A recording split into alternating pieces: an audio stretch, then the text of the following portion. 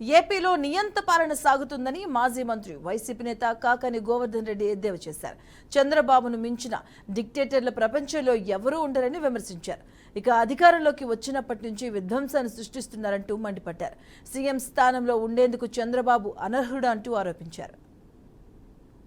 నియంత పాలన గురించి మాట్లాడుతున్నాడు. చంద్రబాబు నాయుడు కన్నా నియంత, చంద్రబాబు నాయుడు కన్నా ఈరోజు టెర్రరిజం సృష్టించినటువంటి వాడు, టెర్రరిస్ట్ లాగా పరిపాలించినటువంటి వాడు ఆంధ్ర రాష్ట్ర చరిత్రలో బహుశా ఎవ్వరూ లేరు.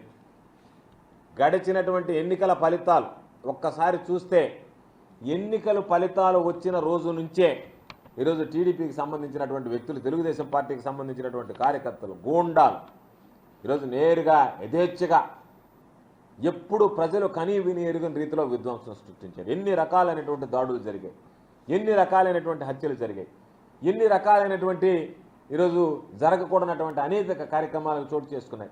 ఇవన్నీ ఒక్కసారి ఆలోచన చేస్తే బహుశా చంద్రబాబు నాయుడు కూడా ఒక్కసారి సిగ్గుపడాల్సినటువంటి పరిస్థితి ఏర్పడుతుంది. రాష్ట్రానికి ఒక పెద్దలాగా వ్యవహరించాల్సినటువంటి వాడు, ఏదన్నా పొరపాటు జరిగితే వాటిని నియంత్రించాల్సినటువంటి వాడు, నియంత్రించగలిగేటువంటి స్థానంలో ఉన్నటువంటి వాడు ఒక ముఠా నాయకుడిగా వ్యవహరిస్తే ఏ విధంగా ఉంటుందనేటువంటిది ఈరోజు రాష్ట్రంలో చంద్రబాబు నాయుడు ముఖ్యమంత్రి